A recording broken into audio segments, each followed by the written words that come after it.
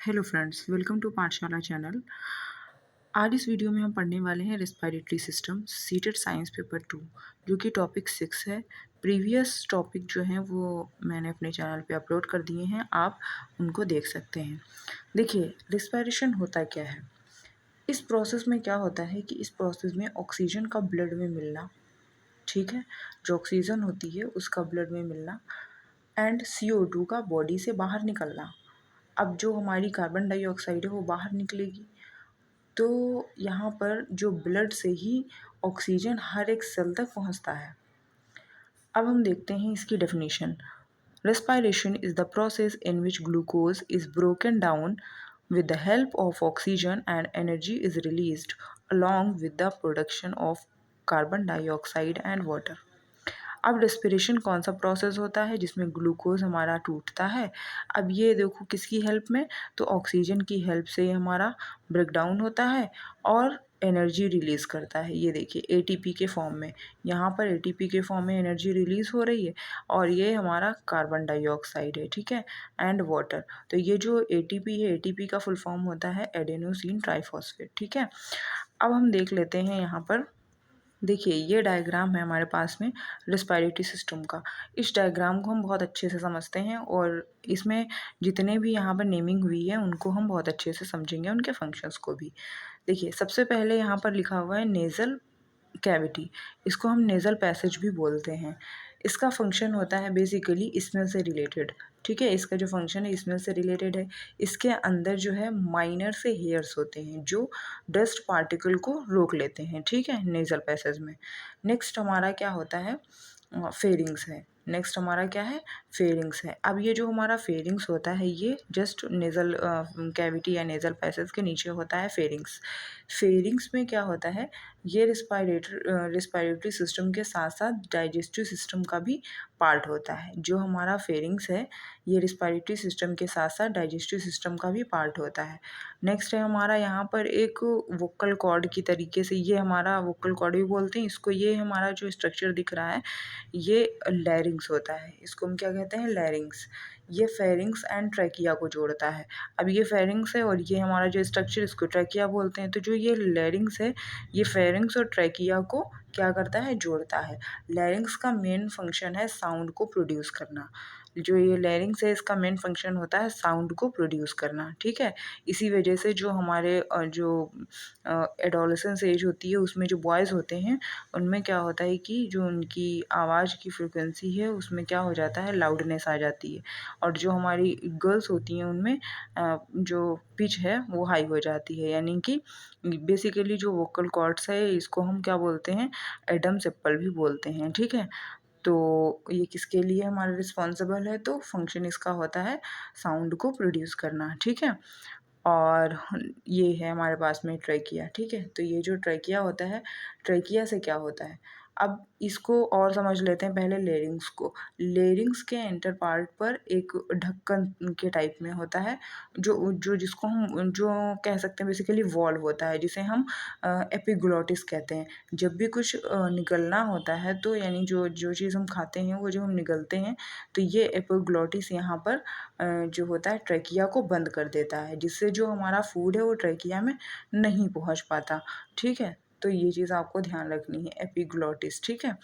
और यहाँ पे मेंशन नहीं है बट आपको मैंने बता दिया, आपको ध्यान रखना है। अब बात करते हैं ट्रैकिया की। देखिए ट्रैकिया का क्या फंक्शन होता है। ट्रैकिया से जो एयर है, ट्रैकिया से एयर लंग्स के अंदर तक जाता है। ट्रैकिया आगे जाकर 2 शाखाओं में बढ़ जाता है, 2 ब्रांचेज़ में बढ़ जाता है। अब ये ट्रैकिया आया यहाँ से और यहाँ पर 2 ब्रांचेज़ में हमारा क्या हो गया, डिवाइड हो गया, जिसे हमने क्या बोल दिया है यहाँ पर, ब्रोंकाई। हमने क्या कह दिया, ब्रोंकाई। अब ये जो हमारी ब्रोंकाई होती हैं ट्रैकिया के ऊपर जो है 16 से 20 जो है हमारे शीश, ये जो स्ट्रक्चर है यहाँ पर ये शी शेप में होते हैं। तो 16 से जो है 20 शी शेप के बने कार्टिलेज के रिंग होते हैं। ये जो स्ट्रक्चर दिख रहा है आपको इसको हम कार्टिलेज रिंग कहते हैं, ठीक है, जिनका वर्क ट्रैकिया को श्रिंक या फिर स्टिक से बचाने का होता है, ठीक है, यानी कि उसको सिकुड़ने या फिर चिपकने से बचाने का होता है। अब हम देखिए यहाँ पर ये आप देख रहे हैं, 2 आपको बड़े साइज़ के स्ट्रक्चर दिख रहे हैं, इनको हम क्या बोलते हैं, तो लंग्स बोलते हैं। तो ये हमारा राइट लंग है और ये हमारा लेफ्ट लंग है। अब इन दोनों को हम जब देखते हैं तो ये एक रिस्पायरेटरी ऑर्गन है, हमको पता ही है, आपको भी पता है कि ये एक रिस्पायरेटरी ऑर्गन है। इसका जो नंबर 2 होता है, राइट लंग लेफ्ट लंग से बड़ा होता है। अब लंग्स से ऊपर एक जो कवरिंग होती है, यानी कि लंग्स के ऊपर की एक कवरिंग होती है, जिसको हम या फिर जो मेम्ब्रेन पाई जाती है उसको हम प्लूरल मेम्ब्रेन या फिर प्लूरा कहते हैं। इसके चारों ओर जो पाई जाती है हमारी कवरिंग, उसको हम क्या बोलते हैं, प्लूरल मेम्ब्रेन या फिर प्लूरा कहते हैं। अब ये जो हमारा राइट लंग है, राइट लंग में 3 लोब्स होते हैं, जबकि जो हमारा लेफ्ट लंग है इसमें 2 लोब्स होते हैं, ठीक है। ये भी आपको ध्यान रखना है। अब बात करते हैं हम एल्वेलाई की। ये जो बैलून लाइक स्ट्रक्चर दिख रहे हैं आपको यहाँ पर, ये हमारे होते हैं एल्वेलाई। ये ग्रेप्स के जो ग्रेप्स होते हैं, अंगूर की तरीके से अंगूर के गुच्छे दिख रहे होंगे, आपको लग रहा है अंगूर के गुच्छे, उसी तरीके से होता है, बैलून लाइक स्ट्रक्चर होता है, जिनको हम एल्वेलाई बोलते हैं। देखिए, जो एल्वियोली होती हैं हमारी यहाँ पर, तो ये जो एल्वेलाई हैं या फिर एल्वियोली, जो भी आप कहें इनको, तो एल्वेलाई पर बहुत सारी ब्लड सेल्स होती हैं, यानी ब्लड सेल्स जो होती हैं, जहाँ से गैसों का जो है एक्सचेंज होता है। यहाँ से जो O2 है वो ब्लड में चली जाती है और CO2 जो हमारी होती है वो बाहर निकल जाती है, ठीक है। अब बात करते हैं हम डायाफ्राम की। ये जो डायाफ्राम है हमारे पास में, डायाफ्राम लंग्स को एक बेस प्रोवाइड करता है। ये जो हमारे पास में ये लंग्स हैं, इनको ये क्या करता है, बेस प्रोवाइड करता है। डायाफ्राम के ऊपर नीचे, अब यहाँ पर देखिए, यहाँ पर डायाफ्राम के ऊपर और नीचे होने के कारण ही एयर लंग्स के अंदर बाहर होती है। अब ये ऊपर नीचे किस तरीके से क्या प्रोसेस होता है, इसको देखते हैं ब्रीदिंग मैकेनिज्म के थ्रू। देखिए, यहाँ पर आप देख सकते हैं कि ये हमारे पास में क्या है, स्ट्रक्चर मैंने बनाया हुआ है, इसको आप देख सकते हैं। ये आपकी रिब है, यानी कि पसलियाँ हैं। जब ये मूव्स डाउन, ये जब एयर हम लेते हैं, यानी कि एयर, यानी कि इनहेल जब हम करते हैं, इनहेल का मतलब ही होता है ऑक्सीजन को लेना, यानी एयर जब हम लेते हैं तो ये हमारी डाउनवर्ड मूव करती है, ठीक है, इस तरीके से। और जब हम एयर को आउट करते हैं, यानी कि जब हम CO2 को रिलीज़ करते हैं, कार्बन डाइऑक्साइड को एलिमिनेट करते हैं, तो ये हमारा अपवर्ड मूव करता है, ठीक है। देखिए, हमको सीटेट के पॉइंट ऑफ व्यू से उतना ही पढ़ना है जितना एग्जामिनेशन में आता है। वैसे तो ये टॉपिक बहुत ज़्यादा आप डेप्थ में भी जा सकते हैं, लेकिन आपको उतना ही पढ़ना है जो एग्जामिनेशन में आएगा आपके, ठीक है। तो बहुत ज़्यादा नहीं है, आपको बस उतना ही पढ़ना है जो एग्ज़ाम में आने वाला है। देखिए, इनहेल्ड और एक्सहेल्ड यहाँ पर लिखा हुआ है। जो लंग्स है हमारा, यानी हम जो गैसेस इनहेल करते हैं, यानी कि जो हम लेते हैं, और जो हम गैसेस रिलीज़ करते हैं। अब जो नाइट्रोजन है 78.09% हमने इनहेल किया है, ठीक है, और ऑक्सीजन 21%। तो जो नाइट्रोजन 78.09% हमने इनहेल किया, तो जो एक्सहेल होगा वो भी 78.09% इसका होता है। बट ऑक्सीजन के केस में क्या होता है, 21% हम ऑक्सीजन इनहेल करते हैं और हमारी 17% एक्सहेल होती है। यानी हम गैस लेते जो हैं, ज़रूरी नहीं कि पूरी वो गैस हमने इनहेल ही किया है, हमारी बॉडी से एक्सहेल भी होती है। अब जो कार्बन डाइऑक्साइड हमने 0.03% क्या किया, इनहेल किया, और जो एक्सहेल किया CO2, वो हमारा 4%, ठीक है। अब नेक्स्ट हम बात करते हैं aerobic respiration and anaerobic respiration. देखिए, अब हम बात करते हैं एरोबिक रेस्पिरेशन की। एरोबिक रेस्पिरेशन में क्या होता है, देखिए यहाँ से आप समझ सकते हैं एरोबिक।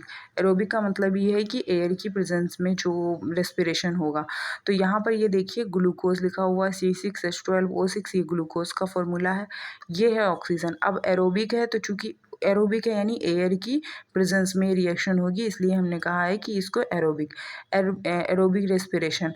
तो एयर है यहाँ पर, यानी ऑक्सीजन है, ग्लूकोज ऑक्सीजन के साथ में मिलकर के क्या बना है, CO2, यानी कि यहाँ से CO2 और वाटर और एनर्जी हमारी निकली। तो इस तरह से जो है ये एरोबिक रेस्पिरेशन किस में होता है, तो एनिमल्स में होता है, ह्यूमंस में होता है, बर्ड्स में होता है, ठीक है, एक्सेट्रा एक्सेट्रा। तो इसको भी आप ध्यान रखेंगे। अब बात कर लेते हैं हम एनारोबिक रेस्पिरेशन की, ठीक है। अब बात करते हैं हम किसकी, एनारोबिक रेस्पिरेशन की। अब एनारोबिक रेस्पिरेशन जो होता है, इसमें एनारोबिक लिखा है यानी कि जिसमें एयर नहीं होगी या फिर एयर की कमी होगी।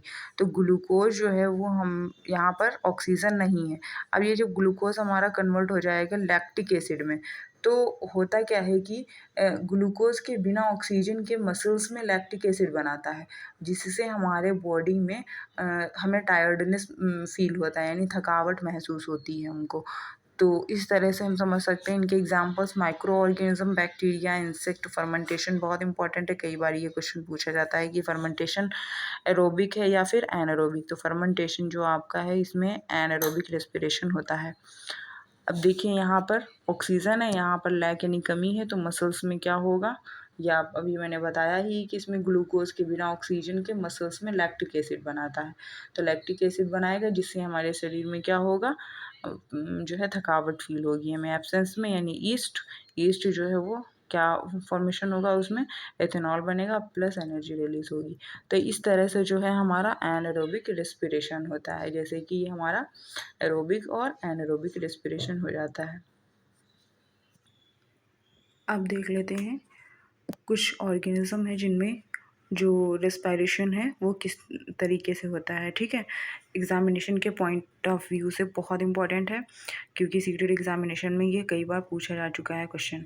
फ्रॉग में जो है वो किस तरीके से होता है, तो फ्रॉग में लंग्स के थ्रू होता है, स्किन के थ्रू होता है। ठीक है, अर्थवॉर्म में स्किन के थ्रू होता है। कॉकरोच जो उसमें स्मॉल ओपनिंग होती है जिनको हम स्पायरकल बोलते हैं।